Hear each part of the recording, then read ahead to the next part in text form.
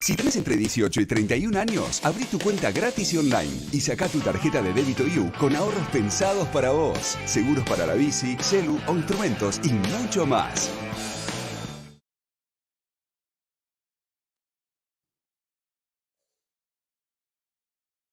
Buenas.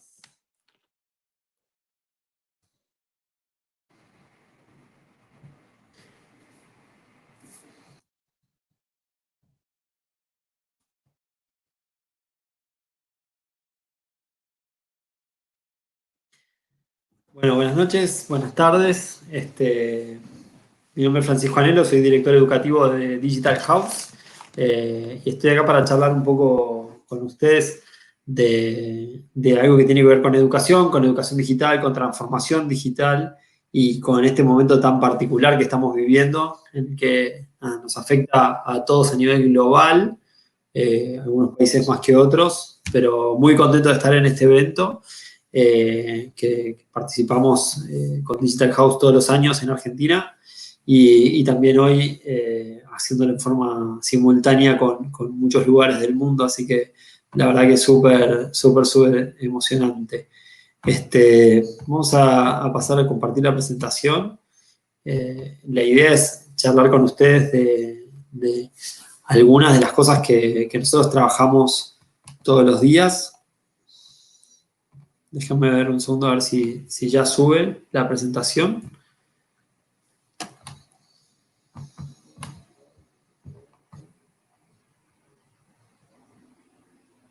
A ver. Si me confirman de... Ahí está, buenísimo. Ahí estaba cargando. Bueno, como les decía, la idea de la charla de hoy es conversar sobre este concepto que es pasar de ser usuarios a creadores, ¿no? Y si vemos un mundo que está en transformación, ¿cómo podemos hacer, o cómo sucede esto de que formemos docentes y alumnos para este mundo que viene a futuro, ¿no? Y ahí la verdad que hay un desafío muy grande, pero bueno, empecemos por el principio.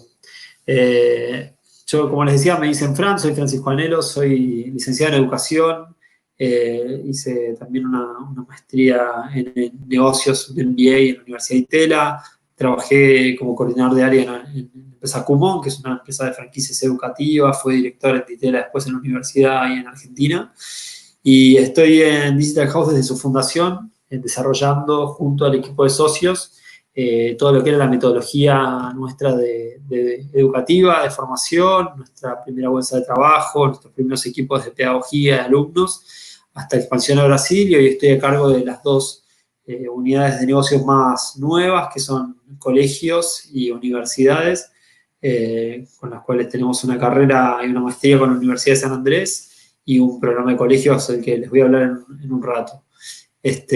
Además de eso, soy instructor de windsurf y de kitesurf internacional y toda la vida estuve vinculado a lo que tenía que ver con educación. Así que siempre me interesó y me apasionó esto de que las personas pasen, como decía Piaget, de un estadio de menor conocimiento a uno de mayor conocimiento, asimilando y haciendo propias nuevas habilidades, nuevas competencias. Y eso es un poco lo que mueve mi quehacer profesional y mi trabajo. Y bueno, empezando, creo que es un tema que se viene repitiendo seguro en muchas de las ponencias de los que están del otro lado, quizás están viendo cómo se repite, ¿no? Pero la verdad que ocurrió algo que pocas personas esperaban o que era inesperado, que nadie sabía cuándo iba a suceder, que fue este impacto gigante, de lo que algunos llaman el Great Lockdown, el gran cierre. A nivel educativo fue impresionante. Millones de alumnos confinados o lejos de las escuelas y el impacto en lo educativo fue muy grande. Todavía, de hecho, no se puede ponderar hasta dónde llegó. Eso es un poco un chiste, pero también nos pegó, o sea, sin duda, a nivel salud, a nivel social, pegó de muchas maneras. Pero también cambió un poco nuestra escala de valoración de distintos objetos, ¿no? Salieron en muchos lugares personas a buscar papel higiénico en los supermercados, como lo vimos en muchos países, en Europa, en Estados Unidos, que después nadie sabía para qué tanto. Pero es interesante ver como de golpe, no sé, un auto que antes tenía un valor monetario y simbólico muy fuerte, hoy de golpe está en desuso, y con eso la industria automotriz y petrolera y de energía también tuvo una caída gigante, y sin embargo otras cosas que nosotros por ahí valorábamos menos, de golpe aparecen con un valor mayor.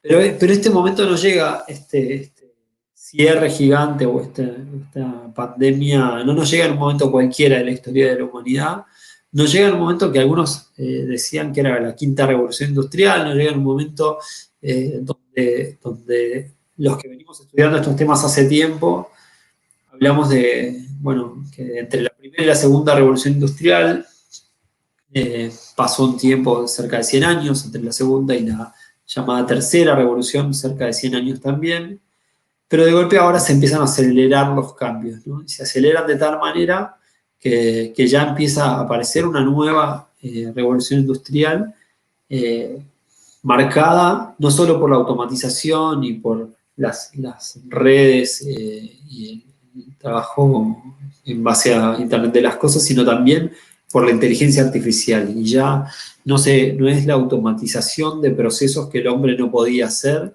o procesos simples que el hombre podría hacer de manera más lenta, sino, y menos eficiente, sino ya también el trabajo y el aprendizaje llamado machine learning, que empieza a trabajar sobre temas y aplicarse sobre temas que son de una complejidad intelectual mucho más alta, ¿no? Y esa transformación digital viene siendo constante, viene en crecimiento desde hace cerca de 30, 40, 50 años, y al mismo tiempo también es exponencial, ¿no? Transformación digital que viene impactando a muchísimas industrias, ¿no? Y acá encontramos algunos ejemplos en la industria de turismo, de media, con telecomunicaciones, de banca, de tecnología, automotriz, pero también encontramos que en la base de la curva la madurez de los sectores en algunos casos era mucho menor, ¿sí? Como en el sector público o incluso en la educación formal. Si nosotros buscáramos dónde estaría la educación en este cuadro, y es un ejercicio que hacemos a veces con este tipo de conferencias en distintos grupos de educadores o de gente que tiene interés por esto, en general lo ubican o en el medio o abajo, cerca del sector público, pero también aparece el otro extremo, ¿no? El extremo de arriba, donde algunos dicen, no, la educación está, la educación online, o la forma en que aprendemos, de golpe está súper digitalizada. Sin embargo, cuando vamos al sistema formal, y eso es una de las cosas que quedó en evidencia con este shock gigante del sistema educativo, fue que no todas las instituciones, o la verdad es que la mayoría de las instituciones de educación formal no estaban preparadas para este gran cambio, ni los docentes, ni los alumnos en un punto, pero tampoco las instituciones, ¿no? Y si nos vamos al otro extremo, lo que encontramos son empresas o organizaciones que han sabido reinventar o crear una nueva forma de compartir, de generar una base de usuarios, de generar valor para las personas, reconvirtiendo, transformando, cambiando, con una base fuerte digital y con una plataforma de base, algo que hacíamos de otra manera, que se hacía hace tiempo de otra manera. Acá está el ejemplo de LinkedIn y los clasificados del diario, donde buscábamos trabajo, donde nos conectábamos y donde hacíamos redes. Está el ejemplo de Spotify, cómo escuchábamos música, cómo comprábamos y vendíamos música. El cassette, por ahí nos fuimos muy atrás, pero Spotify también fue disruptivo para no sé, los iTunes o para todo el sistema de comercialización de las discográficas, incluso en años más recientes. Y el ejemplo de Netflix, ¿no? Haciendo un cambio, de hecho, en su modelo de negocio original, que era la distribución de DVDs por correo, a una distribución por streaming, basada en plataforma, basada en suscripción mensual, con un modelo de negocio muy distinto. Pero ¿qué tienen en común todas estas compañías, sí. Una de las cosas más potentes que ellos tienen en su base, y acá me voy a meter un poco más en los temas que me interesan, es que tiene todo esto que vemos en la pantalla. Si ustedes lo reconocen, los que vienen de tecnología seguramente lo habrán visto mucho más, los que no quizás lo reconocerán de haberlo escuchado, de haberlo visto en la pantalla, pero lo que vemos ahí son distintos lenguajes de programación, ¿no? Y todas estas empresas que veíamos recién, así como muchas de las empresas más grandes o con mayor capitalización de mercado del mundo y que han crecido también en este momento, tienen software en su core, tienen una plataforma en su base y han sabido interpretar y desarrollar productos, como se dice a veces en la jerga de productos que las personas amen, productos que las personas disfrutan de usar, que quieren usar, ¿no? Y ese código, desarrollado por equipos multidisciplinarios de distintos países y en distintos lugares del mundo, ¿no? También está apoyado en personas y en organizaciones con un modelo mental digital, con un digital mindset. Muchas veces cuando hablamos de transformación digital y de las empresas que tienen que reinventarse, hoy es un momento muy potente para esto, lo que encontramos es la necesidad de adquirir un método, un trabajo con agilidad. Agilidad que se puede entender en el sentido estricto de las metodologías ágiles, que ustedes algunos conocerán y otros no, pero es el hecho de trabajar en proyectos con equipos acotados, por iteraciones cortas, donde hay un plan, un diseño, una construcción, un testeo y una revisión una puesta en lanzamiento de cada iteración o de cada funcionalidad que estamos desarrollando, pero que también tiene una cercanía muy grande con el usuario o con el cliente, que tiene retroalimentaciones, que tiene flexibilidad en cuanto al proyecto y que tiene claridad en cuanto a poner rápidamente un producto utilizable y que agregue valor al usuario, y quizás renunciar a saber exactamente dónde termina ese camino, ¿no? Cuando uno compara estas metodologías con las metodologías de desarrollo o planificación de proyectos, no sé, de ingeniería o de proyectos industriales de más largo plazo, donde uno conoce muy bien las variables que van a entrar en juego, la diferencia es gigante, ¿no? Porque en el mundo digital, en el mundo ágil, donde la velocidad de desarrollo y la velocidad de aparición de nuevas tecnologías, pero también de nuevos competidores, nuevas soluciones, hace que tengamos que adquirir estas metodologías de trabajo que nos permiten ir agregando valor poco a poco y también ir construyendo junto con el cliente, junto con el usuario, qué prioridades, qué es lo que necesitamos desarrollar en esta nueva etapa. Y en ese sentido, otro de los aspectos más potentes de la necesidad de las empresas que tienen su base en tecnología es apoyarse en los datos, ¿no? Y los datos se pueden entender de muchas maneras, ¿no? O sea, nosotros cuando pensamos en datos, y los invito a que lo piensen un segundo, si yo les pregunto qué es un dato, qué son datos, en general nos vamos muchas veces rápidamente a los números, ¿no? O a la información estructurada. Y ahí tenemos toda un área de los datos, ¿no? Hoy los datos suelen ser datos vivos, no tanto una base o un Excel estático en un lugar y que no se mueve, sino un flujo de datos que viene y que surge de interacciones, de eventos que suceden, de un montón de información que recabamos, y todos esos datos procesados nos pueden permitir, con una buena visualización, con una buena toma de decisiones, aplicarlos para poder mejorar nuestros procesos, nuestros productos y demás. Ahora, esos datos también podríamos considerarlos, y en realidad el gran volumen de información que nosotros al que tenemos acceso hoy es información no estructurada. Y ahí ya no hablamos de bases de datos tradicionales, sino que hablamos de texto sin formato,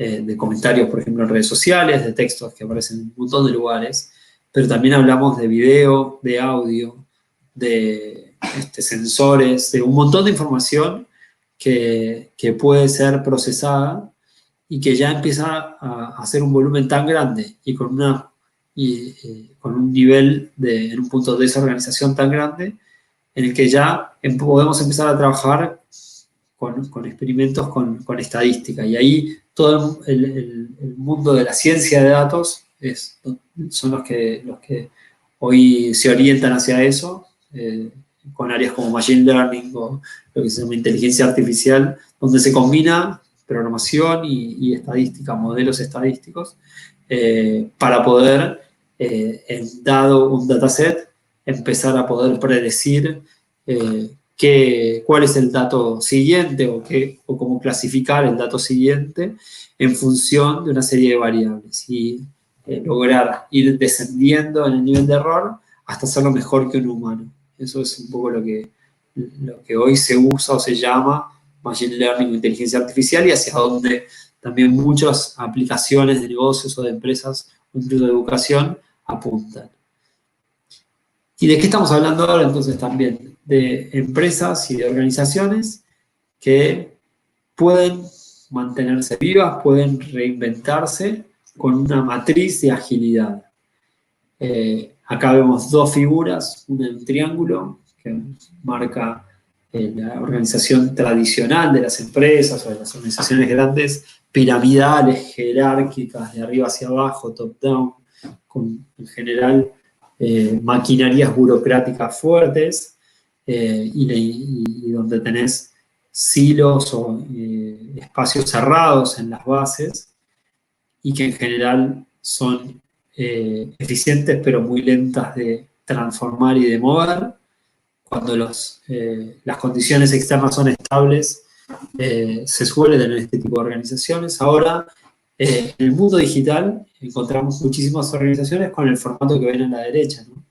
Donde se empieza a trabajar con organizaciones como organismos, donde el liderazgo marca el rumbo y establece las prioridades, pero los equipos son flexibles, son equipos pequeños, como clusters, que pueden ser interdisciplinarios, que pueden ir rotando en función del proyecto que aparece, que se permiten jugar e interactuar con otras áreas y que están en general teniendo un grado de autonomía mayor que los que encontrábamos a la izquierda, ¿no?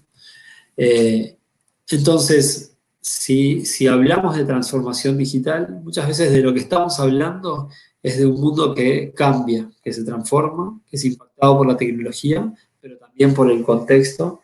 Y cuando lo vemos desde el punto de vista de las personas, muchas veces hablamos de aprender, de formarse, y de esto que se llama desaprender, es un poco raro, que es como hacer lugar a eso nuevo que viene y volver a formarnos. La verdad que tener esa curiosidad, tener esa gimnasia mental permanente, de estar abiertos a eso que viene, y también tener la convicción de que todos pueden aprender, de que todos pueden estar en ese lugar, es lo que nos permite desarrollar talento para este tipo de compañías. Hasta esta parte veníamos charlando un poco entonces de contexto, pero también de qué es la transformación digital, cómo son las organizaciones ágiles, qué tipo de plataformas son las que las sostienen y qué es lo que tienen en su core de negocios o en su ADN.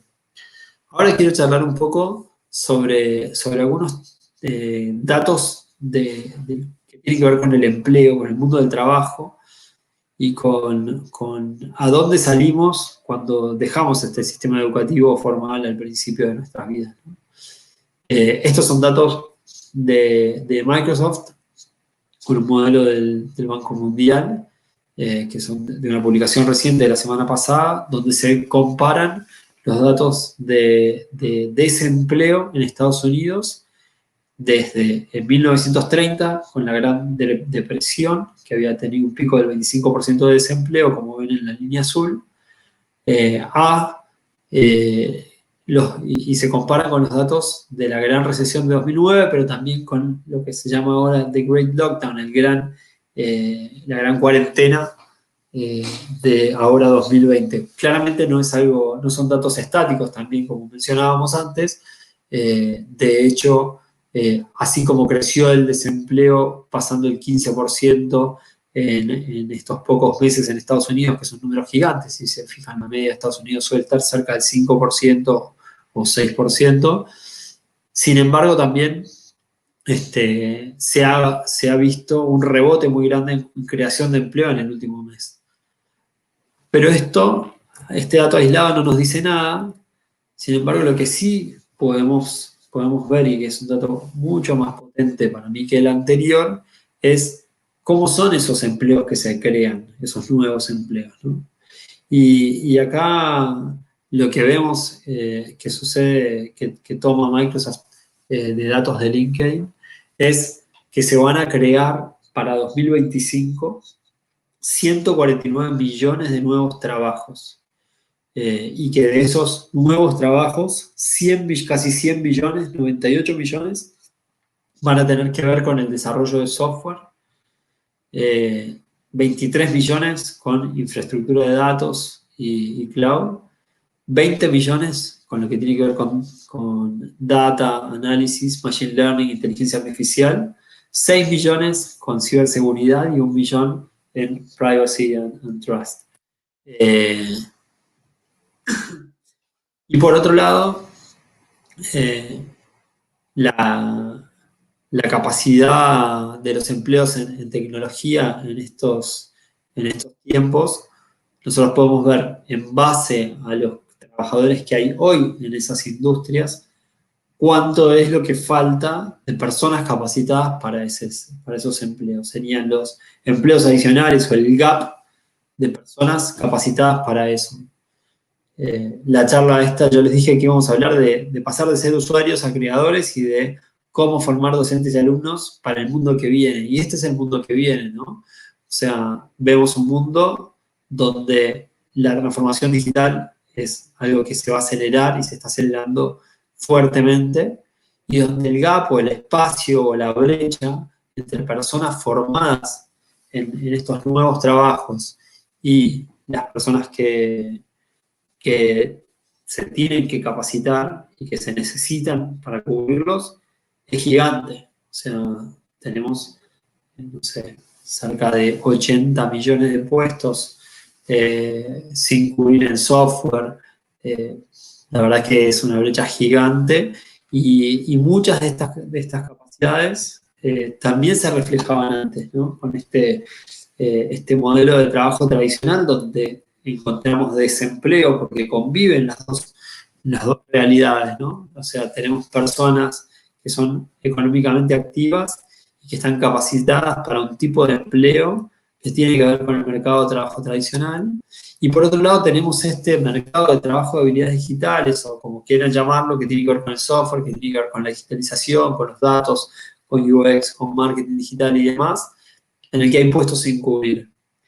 Esto que parece tan evidente y tan contrasentido que suceda esto mismo al mismo tiempo en el mismo lugar, sin embargo, es algo que tiene que ver con muchos factores. Cuando lo charlamos con chicos que están saliendo del secundario, a ellos también les sorprende y nos dicen, pero ¿cómo puede ser? O sea, ¿por qué se da esto? Y por un lado, porque las personas eligen otras carreras, por otro lado, porque la velocidad del cambio a veces es mayor que lo que uno se puede recapacitar o hacer lo que se llama reskilling, pero también por desconocimiento, porque la verdad es que muchas personas no saben, no conocen de qué se trata, cuál es la puerta de entrada, cómo puedo yo entrar a este mundo, ¿no? Y acá lo que quiero es enfocarme en estas áreas que recién mencionábamos en el estudio de Microsoft, pero que tienen que ver con las áreas en las que venimos trabajando desde nuestra organización, desde Digital House, en la capacitación, en la formación y en hacer un puente rápido, fluido y actualizado entre las personas que se quieren formar y las personas que trabajan de estas disciplinas, ¿no? Entonces, en estas 4 o 5 grandes áreas, en general, son áreas que vienen teniendo una demanda creciente y que con este Great Lockdown, esta gran cuarentena, claramente van a tener una explosión mayor. Y ahí podemos hablar de programación, como les decía al principio, de código, ¿sí? De desarrollo web, desarrollo móvil y demás, de datos, de infraestructura o de cloud, pero también de data science, de data analytics, de marketing digital, de comunicación digital y de trabajo en base a estrategias de marketing, y de diseño de experiencia del usuario. El diseño UX, que recién escuchábamos algo en la charla anterior, es una de las áreas que ha crecido más fuerte. Es el diseño de interfaces amigables, simples, rápidas y que uno no quiera dejar de usar, basado en la evidencia del trabajo con usuarios. Y en el centro de esto, todo lo que es en los proyectos o negocios digitales, ¿no? Las áreas, las áreas de negocio, las áreas de producto, en general son las que hacen que esta orquesta funcione, ¿no? Además de las áreas más hard, de tecnología y de otras áreas que no estamos mencionando acá, que tienen que ver con la industria financiera, que tienen que ver con la aplicación en distintas industrias. Los proyectos de negocios o el core de los negocios o las personas que saben interactuar con las diferentes áreas son también las que van a tener mayor cantidad de oportunidades. Y ahora quiero hacer un salto al mundo educativo, ¿no? Yo les decía, bueno, ¿cómo podemos formar docentes y alumnos para este mundo que viene? Yo les conté que era licenciado en educación. La verdad es que trabajamos hace mucho tiempo con escuelas, además con alumnos y profesores de otros niveles. Y en nuestro proyecto con colegios, que tenemos más de 100 escuelas en nuestra red y más de 8.000 alumnos hoy estudiando, en general nos encontramos en esta disyuntiva, ¿no? Esta primer espacio de aclarar y separar las aguas, porque existe toda una corriente y que hoy está exacerbada con el uso de la tecnología para la llamada tecnología educativa, que es usar tecnología para la enseñanza de la currícula tradicional, ¿no? Para enseñar matemáticas, lengua, historia, biología.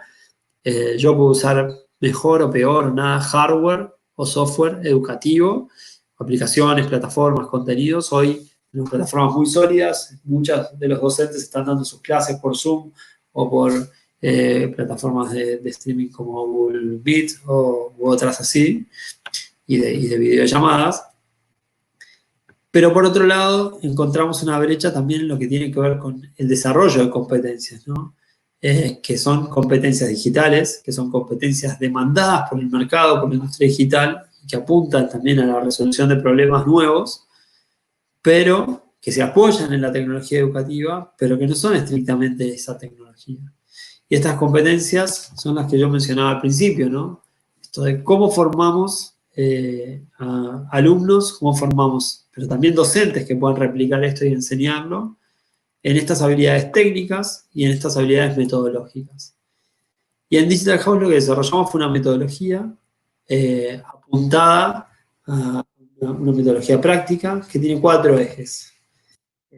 Por un lado, el aprender haciendo, porque sin la práctica la verdad es que asimilar competencias es muy difícil y es poco lo que vamos a recordar. Aprender a pensar para que no sea una práctica sin reflexión. Aprender a aprender, porque lo que aprendamos también va a seguir cambiando y va a seguir evolucionando y vamos a querer actualizarnos y a necesitar actualizarnos. Y aprender las bases, porque desde una base firme es de donde construimos ese conocimiento. Los invito a los que quieran, si tienen interés, es a mandar sus preguntas por el chat. Si alguno quiere hacer algún comentario o preguntas, no me llegan directamente, pero sí las podemos ir viendo y respondiendo al final. Por ahora veo que no hay preguntas.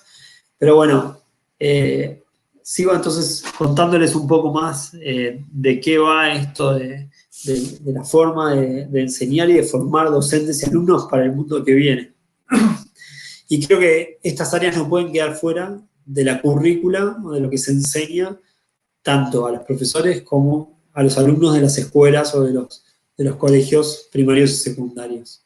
En algunos países, como en Argentina, ya el Estado, la legislación dice que tenemos que enseñar habilidades digitales como programación a todos los alumnos. Sin embargo, eso no siempre se cumple, muchas veces se hace de una manera muy superficial o muy teórica, o incluso a veces de manera también desactualizada. Por eso, nosotros desarrollamos una currícula propia, apoyada en los lineamientos y en las demandas del mercado, que tiene un eje de programación, un eje de diseño UX, un eje de comunicación digital, que es el que ven en rojo ahí, un eje de data, donde nosotros nos van atravesando y aprendiendo sobre analytics, sobre bases de datos y demás, y apoyado también en un eje que tiene que ver con ciudadanía digital. Esto lo hacemos con alumnos desde los 11 años hasta los 18 años, y ahí tienen una estructura de niveles de 6 niveles, que además tiene niveles previos para chicos más pequeños. Y lo que hacemos es formar primero a los docentes de cualquier disciplina, de cualquier materia. Esos docentes que se forman aprenden a programar, aprenden lo que es los fundamentos de marketing digital, de UX, de datos y de ciudadanía digital. Y lo que hacen es, apoyados en nuestra plataforma y en nuestra mentoría, en el acompañamiento de nuestros profesores, enseñarle a sus alumnos estas habilidades. El hecho de tener una plataforma desarrollada in-house también nos permite, y contenido en video, y contenido en ejercicios interactivos y con simulaciones, también nos permite mantener ese contenido actualizado año a año y recapacitar y reactualizar a esos docentes que, como les decía, no solo son docentes de tecnología, sino también de otras materias. Y acá les quiero compartir algunos de los proyectos en los que trabajan nuestros alumnos, chicos de 12, 13, 14 años, que trabajan con código basado en texto profesional, como puede ser un programador, en este caso, que esté codeando, trabajando sobre la home de Netflix. Acá es un sitio que emula eso, pero dentro de nuestra plataforma. Este es otro ejemplo de un ejercicio que también está volcado dentro de nuestra plataforma, y vemos el Digital Travel, que sería un emulador, un sitio de viajes con un chat y basado en código que ellos, al editar el código, pueden desarrollar y adaptar partes de ese proyecto. Este ya es un proyecto desarrollado de punta a punta por alumnos de colegios nuestros en Argentina. A la derecha pueden ver el código HTML, CSS, JavaScript desarrollado por nuestros alumnos, y en este caso lo que hicieron fue un e-commerce de una farmacia con un montón de productos, con un slider como ven ahí, con la posibilidad de cliquear en el catálogo de productos, tocar comprar, de entrar y sumarlo en todo caso al carrito. Tiene, bueno, por ahora eso es solo un frontend, pero la verdad es que es interesante cómo los chicos pueden volcar su creatividad y, como les decía, entender y poder pasar a generar esos productos digitales que tanto les apasionan y tanto usan todos los días, y entender de qué está hecho, poder editarlos, poder formarlos, poder crear sus propias herramientas. Este es otro ejemplo de un proyecto, en este caso es sobre la ciudad de Berlín, sobre su gastronomía, sobre el mapa de la ciudad, las atracciones turísticas, la historia y demás. Y otra vez tenemos todo el código que han desarrollado los alumnos, esto trabajando en equipo, haciéndolo también con metodologías Agile. Y para terminar, les quiero mostrar, esto es nuestra red de escuelas desde 2017 a 2019, el año pasado en Argentina. Ahí están los 100 colegios en los alrededores de la ciudad de Buenos Aires. Hoy tenemos también colegios en el interior del país y en Brasil, en San Pablo, que están trabajando con esta metodología, que están trabajando con nosotros y que están aplicando estos conocimientos. Y una de las cosas más potentes que descubrimos fue el prejuicio gigante que había sobre nuestros docentes, sobre los docentes en general, y el potencial, el interés, las ganas que les ponen ellos cuando uno les ofrece material de calidad y los quiere capacitar. Y ahí, tanto a nivel institucional, con los colegios de nuestra red, como a nivel personal, es impresionante cómo los docentes terminan aprendiendo, manejando estas herramientas y transmitiéndolas a sus alumnos, y ellos terminan haciendo productos, como les decía al principio, que la gente ama, ¿no? Expresándose, desarrollando productos digitales, desarrollando software y también un montón de otros proyectos. Así que bueno, hasta acá iba la presentación. Creo que es un desafío enorme que tenemos por delante. Dejo también mi contacto por si a alguno le interesa, francisco@digitalhouse.com es mi mail. Y bueno, es un gusto y la verdad un placer poder participar con ustedes de este evento. Abro a preguntas, sé que hasta ahora no había ninguna, pero si hay alguien que quiera intervenir o preguntar, lo puede hacer por ahí por el chat o directamente lo dejamos también por otros canales como el mail o por los contactos en redes sociales. Me dicen que preguntas no tenemos ninguna más.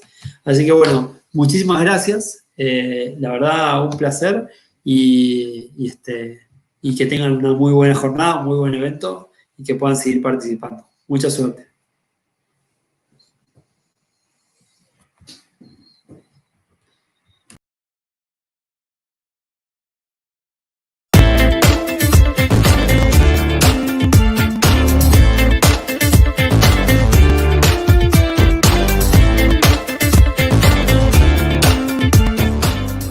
En Sumum contás con la última innovación tecnológica y con servicios médicos de vanguardia para que la tranquilidad te acompañe siempre. Sumum.